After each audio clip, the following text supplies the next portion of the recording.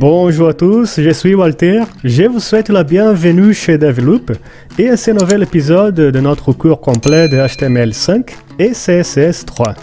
Si vous n'êtes pas encore abonné à la chaîne, je vous invite à le faire et aussi à activer la cloche pour ne pas rater les prochaines vidéos.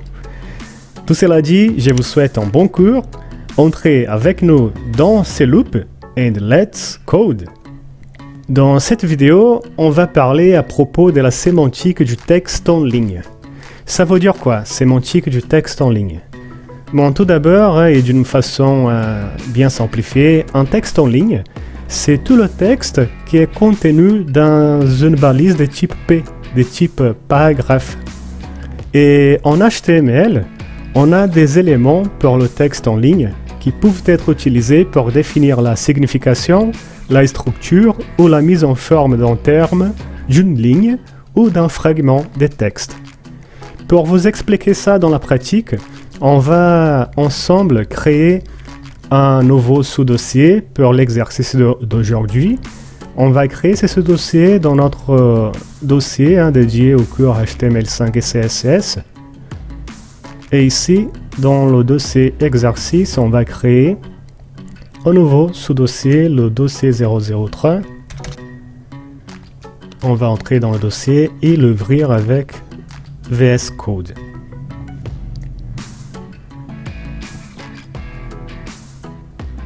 On va créer un nouveau document HTML avec le nom index.html. On va créer une nouvelle structure HTML. Comme je vous ai déjà expliqué, on va changer aussi la langue pour FR. Le titre, ça sera sémantique du texte en ligne en HTML. Voilà. Et dans le body, le contenu, on aura d'abord un H1 avec aussi le même titre sémantique du texte en ligne. Très bien.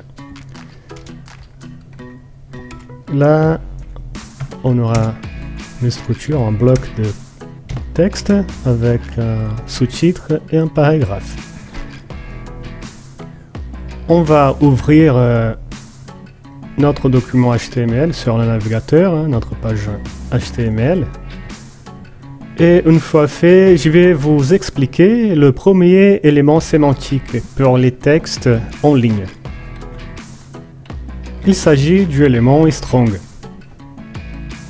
L'élément HTML strong sert à indiquer que le texte a une importance particulière ou un certain sérieux.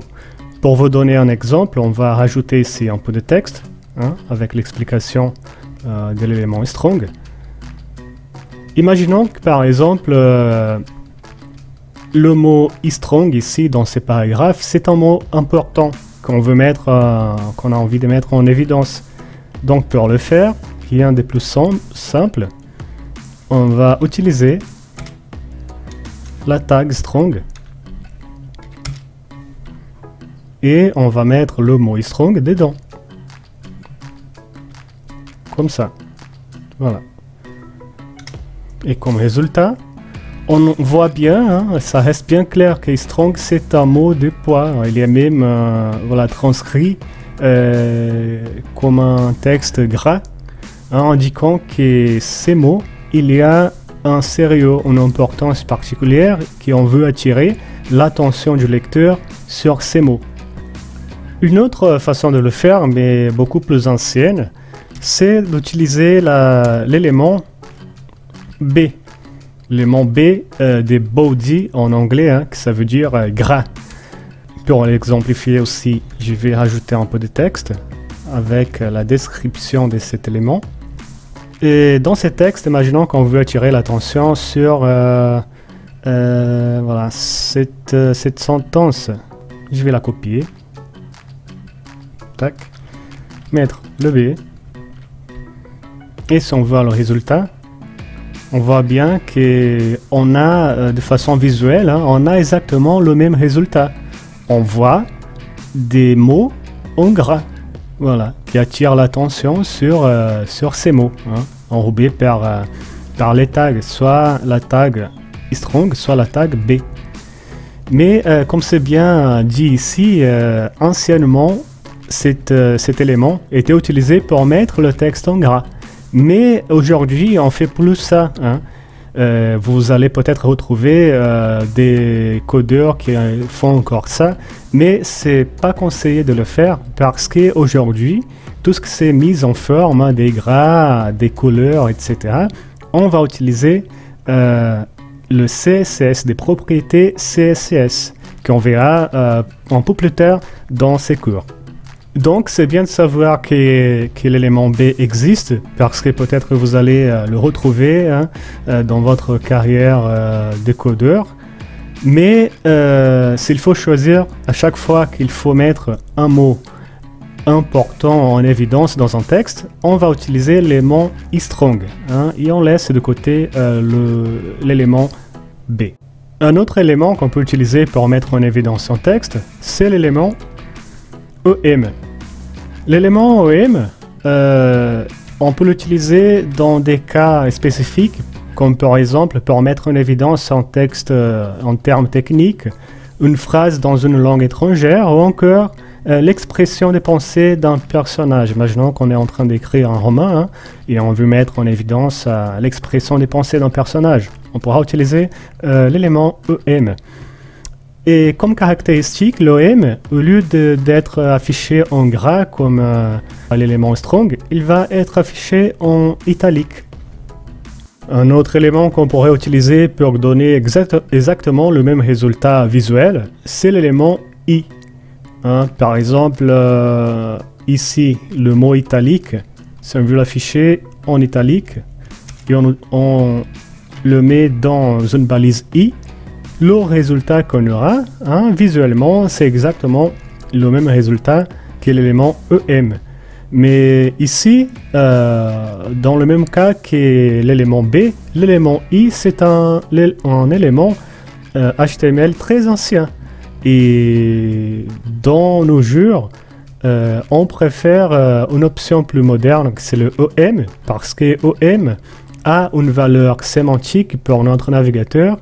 Et quant au I, il commence à être laissé de côté en faveur de l'élément EM. Donc pareil, hein, c'est bien de savoir qu'il existe l'élément I, ça met en italique et en évidence en mots, mais de nos jours, hein, surtout en HTML5, on va utiliser l'élément EM.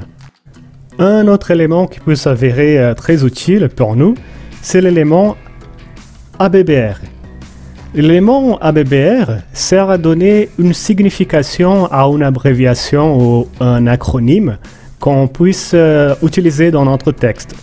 Imaginons par exemple le texte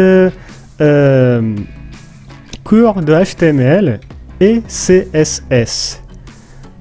On a bien ici deux acronymes, hein, HTML pour Hypertext Markup Language et CSS pour Cascading Style Sheet. Mais imaginons qu'on veut faciliter la tâche à notre visiteur, hein, notre visiteur ne connaît pas la signification d'HTML ni des CSS. Donc dans ces cas, on peut bien utiliser ABBR pour leur montrer la signification de ces deux acronymes. Pour le faire, hein, c'est très simple. À chaque abréviation, on va l'enrober avec la tag, l'élément ABBR, et on voit bien qu'ABBR a bien un titre, un title. C'est une propriété, et dans title, on va écrire, on va donner la description de l'acronyme ou abréviation qu'on est en train d'utiliser. Par exemple, HTML, c'est Hypertext Markup Language. Et pour CSS, on va donner aussi sa description, c'est Cascading et Style Sheet. Maintenant, quand on voit le résultat sur notre page, on voit bien qu'HTML, il est mis en évidence. Et quand on met le curseur dessus, Voilà, on a une petite boîte de texte qui apparaît avec la signification Hypertext Markup Language. Il y a eu juste un problème avec CSS. En fait, j'ai oublié de l'écrire ici, hein, l'acronyme. Et pour CSS, ça se passe exactement pareil, hein. Dès qu'on met le pointeur dessus, on a bien Cascading et Stylish Sheet.